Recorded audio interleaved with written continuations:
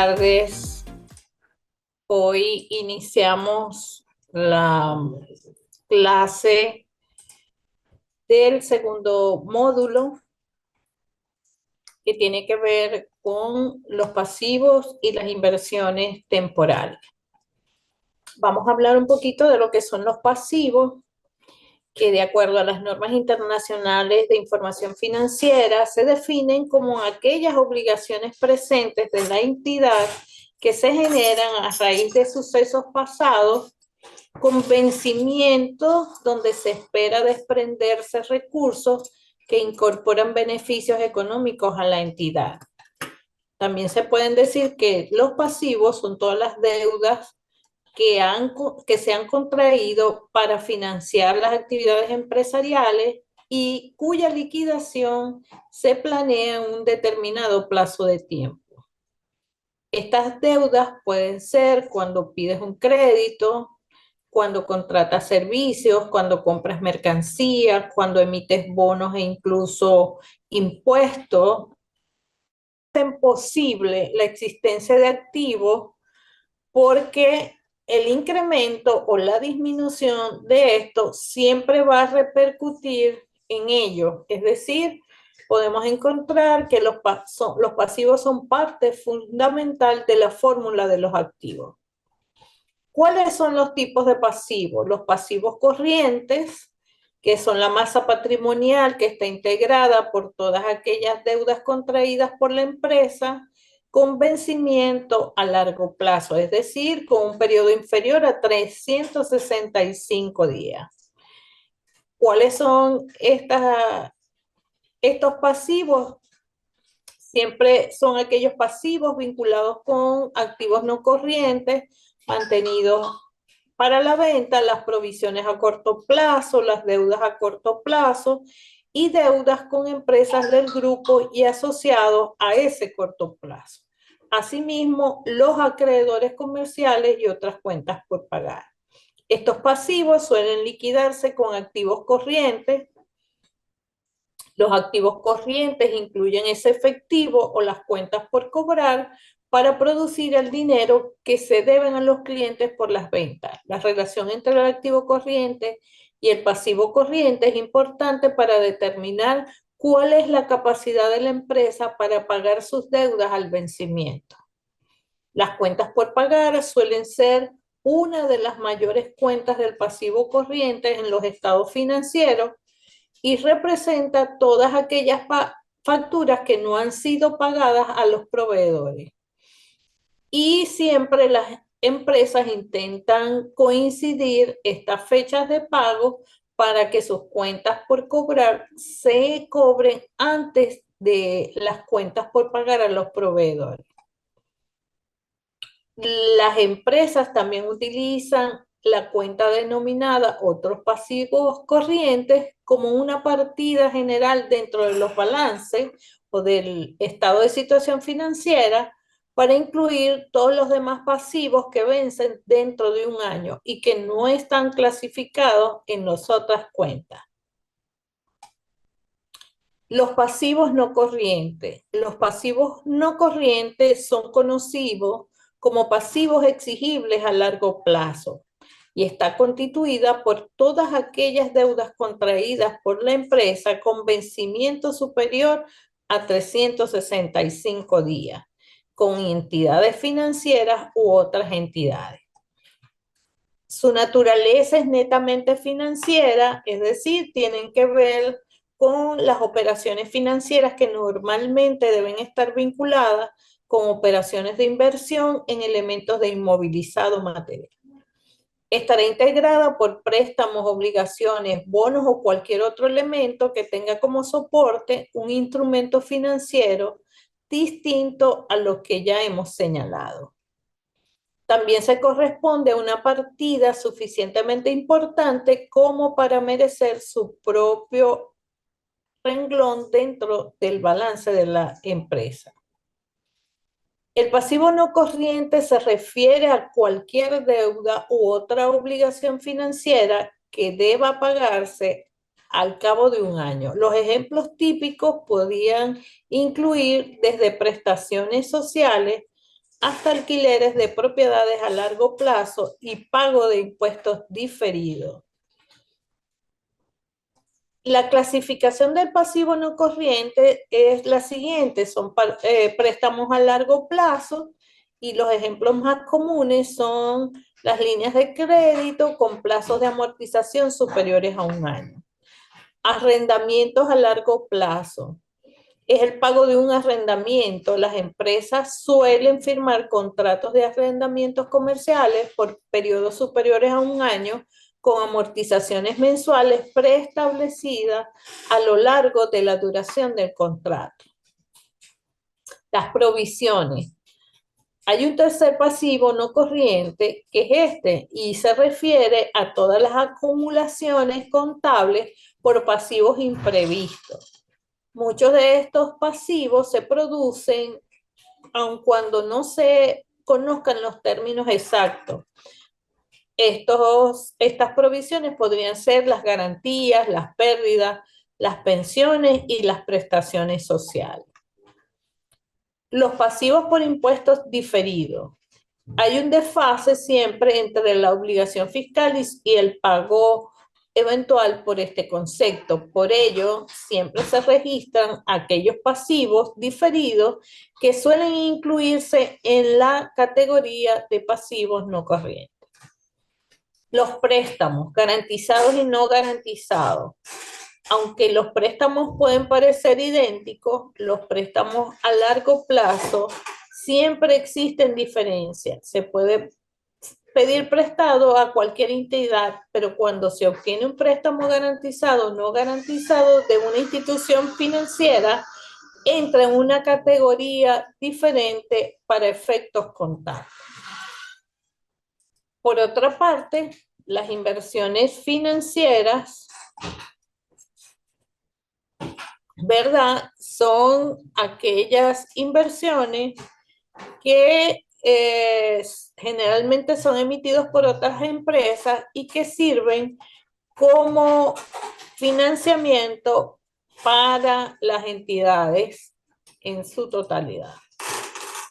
Hablemos un poquito de estas inversiones como instrumentos financieros y estos a su vez en activos financieros como son algunos créditos por operaciones especiales, los instrumentos de patrimonio de otras empresas adquiridos como son acciones, participaciones en instituciones de inversión colectiva, los valores representativos de deuda, los créditos a terceros, los créditos por operaciones comerciales y otros activos financieros. Y para la parte de los pasivos son los débitos por operaciones comerciales, las deudas con entidades de crédito y las obligaciones y otros valores negociables emitidos como son los bonos, pagarés, etcétera, y los derivados con valoración desfavorable para la empresa, que son permutas financieras y compra-venta de moneda extranjera a plazo. Para las inversiones financieras existen muchas características. Esto es por la naturaleza dinámica de los mercados financieros que han desarrollado una estimulación para la gama de inversiones financieras desde las más tradicionales, como son los bonos, pagarés de empresas y letras bursátiles, hasta las diversas formas de instrumentos derivados como opciones y permutas financieras. Dado esa gran variedad de activos o instrumentos financieros, se plantea una clasificación para identificar este tipo de inversiones. La primera es por el plazo de recuperación o tiempo de permanencia de la inversión, es donde las inversiones pueden ser de dos tipos, temporales o a corto plazo, ya que forman parte del activo corriente o circulante, y permanentes o a largo plazo, que están incluidas las del inmovilizado financiero. Siempre se utiliza con un criterio entre el activo corriente y no corriente por el ciclo normal de explotación, es decir, el tiempo que transcurre desde que se adquiere el activo y el tiempo en que se incorpora al proceso productivo y la realización en forma de efectivo o equivalente. Es decir, que si el activo en cuestión se va a consumir, vender o realizar en el transcurso del ciclo normal de explotación, se va a incluir dentro del activo corriente. Y en el activo no corriente cuando sucede el caso contrario. La otra clasificación es las inversiones de rentabilidad o cartera de renta que tienen como principal objetivo la percepción de rendimientos, es decir, que se generen intereses o dividendos, por lo que normalmente se consideran inversiones de carácter permanente. La siguiente es las inversiones de control o cartera de control, que son aquellas donde se ejerce un dominio o influencia notable en la entidad emisora de los títulos, razón por la cual se mantienen de forma definida en el tiempo. Las inversiones de negociación o especulación son aquellas que generalmente se adquieren para realizar inversiones dentro del mercado y va a motivar a que siempre se esté comprando para vender y tienen un carácter temporal muy a corto plazo. De acuerdo a la naturaleza de la inversión, este criterio permite diferenciar cuáles son aquellas inversiones que representan aportes a títulos de capital, que van a otorgar un derecho a crédito y de muchos ingresos no definidos, como las empresas inmobiliarias o las inversiones en bienes de alto valor negociable. La siguiente clasificación es el carácter monetario o no monetario de las inversiones. Es decir, las inversiones financieras monetarias que se conoce la fecha en que se va a convertir en efectivo el rendimiento que genera y el importe exacto que se va a recuperar en la fecha de su amortización o reembolso. Las inversiones financieras no monetarias es aquellas en las que se desconoce todos los elementos que están presentes en las inversiones financieras monetarias. La clasificación por el tipo de renta en que se devenga, existen valores de renta fija y valores de renta variable. La diferencia fundamental entre ambas inversiones es que la posesión de los primeros no otorga derecho a ejercer influencia en las entidades que emiten tales inversiones, de forma que la empresa que las tiene es simplemente un acreedor con derechos correspondientes a la parte que corresponda por las inversiones que tenga, y en las rentas variables, los accionistas de la empresa son los que poseen los derechos legales que se derivan de tal condición. Sin embargo, una de las clasificaciones más novedosas se supone que son los préstamos y las partidas a cobrar, las inversiones mantenidas hasta el vencimiento, los activos financieros mantenidos para negociar, otros activos financieros a valor razonable con cambios en la cuenta de pérdidas y ganancias. Las inversiones en el patrimonio de las empresas del grupo, multigrupo y asociadas, en el caso de que existan, y aquellos activos financieros disponibles para la venta. La composición de estas carteras y el análisis contable de estas cuentas depende siempre desde el punto de vista de su valoración. Por lo tanto, valorar las inversiones es un punto esencial dentro del aspecto contable, porque al reconocer o medir estas inversiones, tenemos que considerar cómo se valora. ¿Y cómo se valoran las inversiones financieras? Eso depende de los activos que integren la estructura económica de una empresa, ya que a través de los criterios utilizados se puede establecer el valor de estas inversiones. Entonces veamos cuáles son estas valoraciones. Hay inversiones que se valoran por el costo histórico, pero siempre esto ha traído algunas ventajas y desventajas. Generalmente se utiliza para registrar de manera inicial el costo histórico o el costo de adquisición de esas inversiones.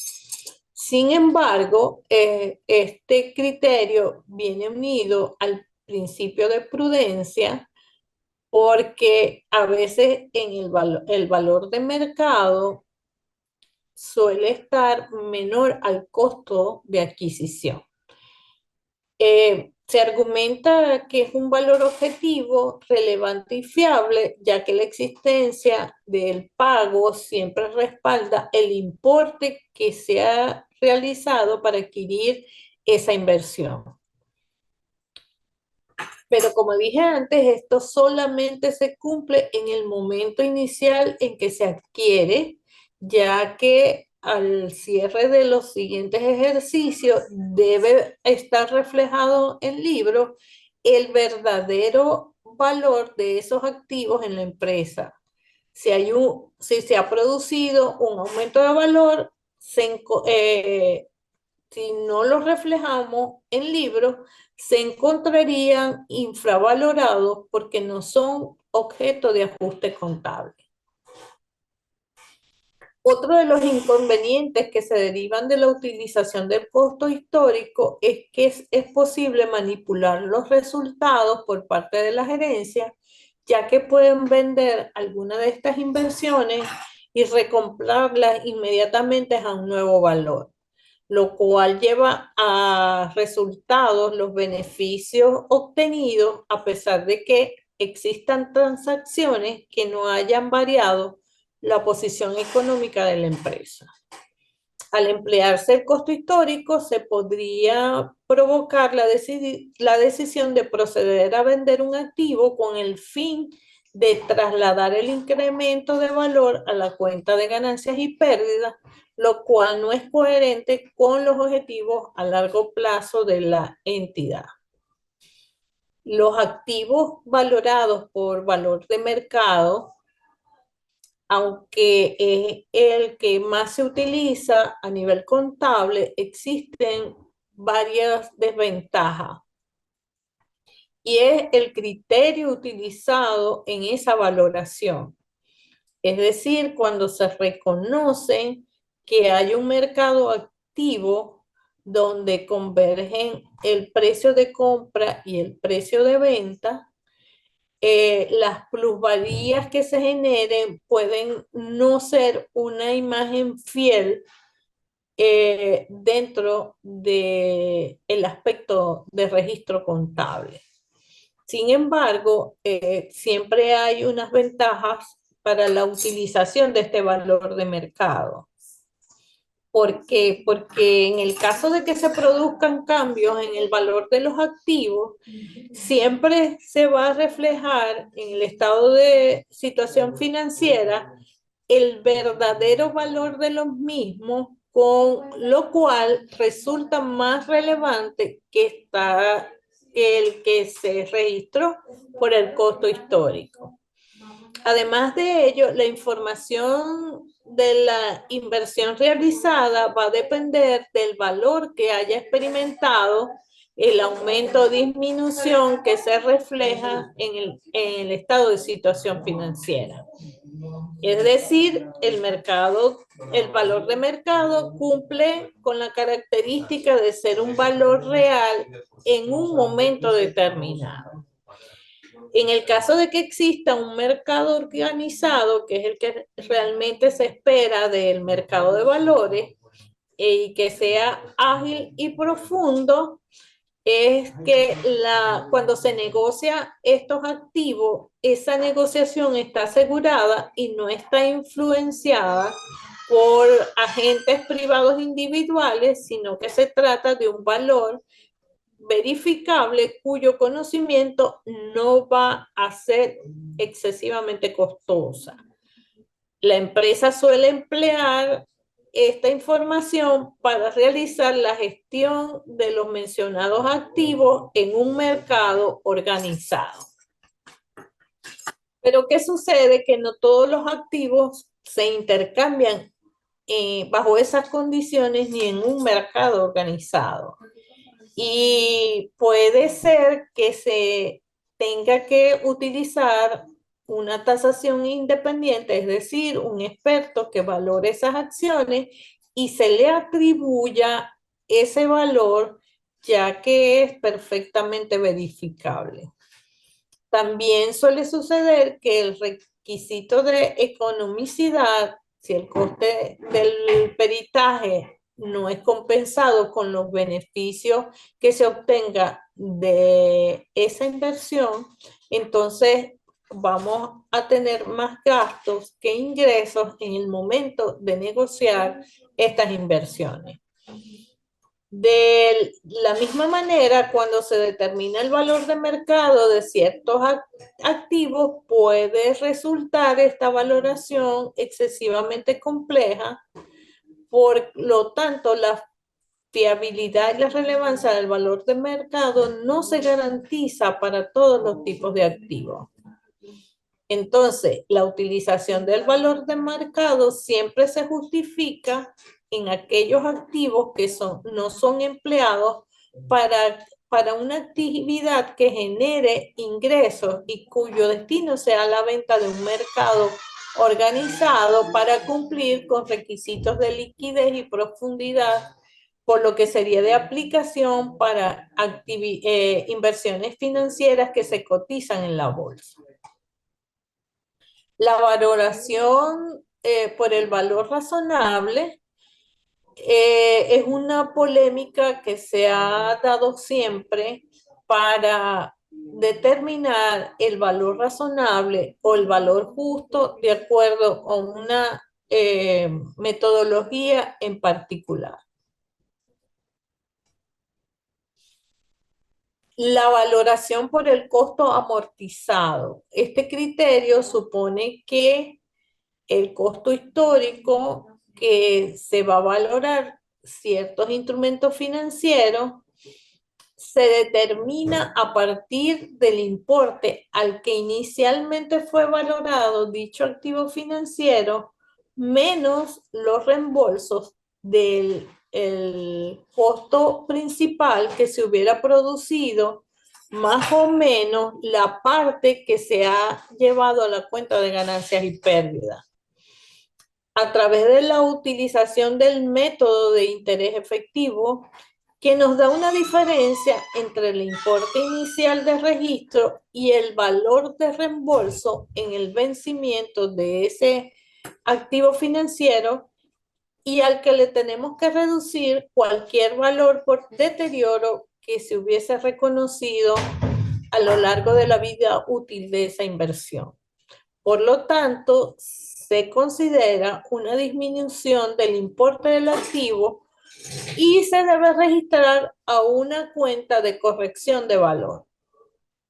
El tipo de interés efectivo es el tipo de actualización que iguala exactamente el valor en libros de un instrumento financiero con aquellos flujos de efectivos que se estiman va a generar ese instrumento, a partir de todas las condiciones contractuales y sin considerar las pérdidas por riesgo de crédito futuro, por lo cual se entiende por valor en libros o valor contable el importe neto por el que un activo o un pasivo se encuentra registrado en el balance una vez que se deduce la amortización acumulada o cualquier corrección valorativa por deterioro acumulada que se haya registrado en libros.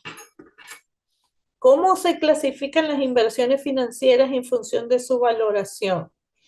Se clasifican en carteras de inversiones mantenidas hasta su vencimiento y en esta categoría se incluyen todos los valores que representan deudas que no son derivados con una fecha de vencimiento fijada, con cobros de cuantía determinada o determinable y que la empresa tiene la intención efectiva y la capacidad de conservarlos hasta que vence. Esta cartera estará formada solamente por títulos de renta fija, que van a permanecer a la empresa hasta que llegue el momento de su reembolso, si la política de gestión de activos y pasivos explique que no va a ser necesario realizar una venta anticipada de estos títulos valores para atender otras necesidades financieras. El importe total de las inversiones mantenidas a su vencimiento se derivan generalmente de ventas muy próximas al vencimiento final, ventas posteriores al cobro de la práctica totalidad del activo y aquellas ventas ocasionadas por sucesos aislados y no recurrentes que no podrían haber sido anticipados por la entidad, como lo es el deterioro de la capacidad de pago del deudor, cambios en los impuestos o desregulación o una combinación de negocios que requiera vender esos activos. En la NIC 39 se indica que se presume que las actividades tienen capacidad financiera para mantener estas inversiones hasta su vencimiento, siempre y cuando tengan recursos financieros disponibles para financiar los activos hasta su vencimiento o no están sujetas a limitaciones legales o restricciones de otro tipo que puedan imposibilitar su intención de mantenerlos hasta la fecha de amortización. ¿Cómo se valora esta cartera? Siempre se van a valorar a valor razonable, salvo que el precio de la transacción equivalga al valor razonable de la contraprestación entregada más los gastos de transacción que se les atribuye a la inversión. Es decir, en la mayor parte de los casos, el precio que se entrega para adquirir estos activos es dinero en efectivo y esta valoración se efectuará por el importe total desembolsado, donde se incluyen todos los gastos necesarios para su adquisición, tales como corretaje, tasas de impuestos, comisiones, etcétera. En definitiva, cuando se trata de activos financieros proyectados más allá del corto plazo, lo habitual es que el valor entregado y el valor en lo que se debe recibir a su vencimiento no coincidan, porque la transacción siempre va a originar un costo financiero acumulado que es igual a la diferencia y que debe ser, el efecto de esta inversión debe ser calculado al inicio y repartido entre los periodos en que constituyen su duración. Siempre el cálculo de este costo financiero va a servir para determinar cuál es el tipo de interés efectivo de la inversión, lo cual va a permitir que se distribuya esta diferencia entre los periodos de vida de la inversión de forma tal que cada uno de ellos va a obtener un porcentaje de interés igual sobre el importe inicial de la inversión, lo que significa aplicar el principio de devengo a los ingresos que se generan por estas inversiones. En consecuencia, la aplicación de este método de interés efectivo va a implicar, primero, contabilizar inicialmente el activo financiero por un valor razonable, más los costos que se generen por la transacción. Segundo, calcular el tipo de interés efectivo. Tercero, aplicar ese tipo de interés al valor contable del instrumento al principio de cada periodo para calcular el ingreso financiero que se va a obtener del mismo. Y cuarto, que cada cobro tiene que ser comparado con el ingreso financiero que se devenga de forma que la diferencia entre ambos importes sea la amortización principal o el saldo de la inversión al comienzo del siguiente periodo para poder calcular de esta manera el saldo final.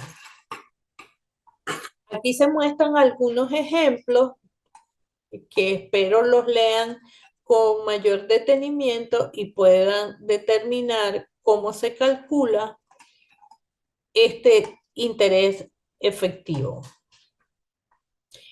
Y para este tipo de inversiones siempre debe determinarse el deterioro de valor que tengan a lo largo de su vida útil. Y el concepto de deterioro de valor de un instrumento financiero siempre está relacionado con la posibilidad de recuperar o no la inversión que se realiza al adquirir estos activos financieros. Para ello se debe considerar la falta de riesgo de precio en estos activos para propósitos de la entidad, puesto que no se han adquirido con intención de venderlo, sino de conservarlo y de que se generen ingresos en el periodo que dure el contrato. De allí que estos títulos no se pueden ver afectados por las variaciones de sus precios en el mercado. Sin embargo,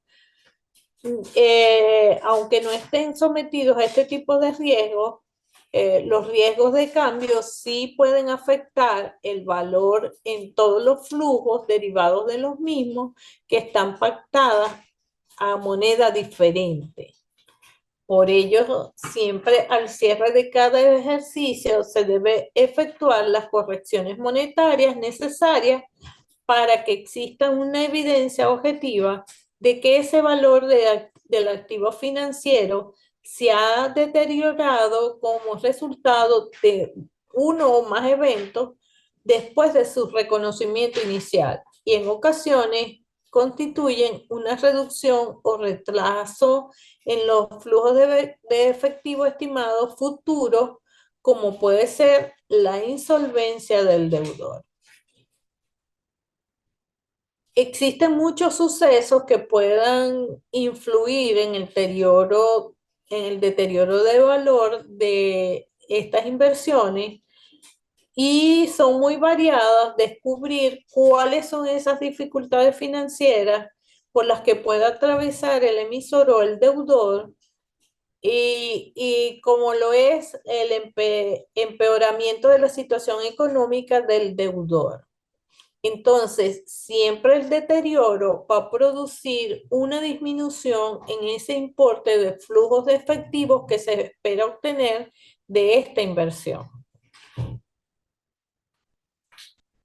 Les pido que como ya nos queda poquito tiempo, que se lean este material o que terminen de leer este material y que a través de nuestro correo en la plataforma o en el aula virtual puedan hacer todas las preguntas que creen necesarias para resolver la actividad formativa que ya está colgada en el aula virtual y que espero entreguen hasta el 11 de marzo, es decir, hasta el próximo lunes.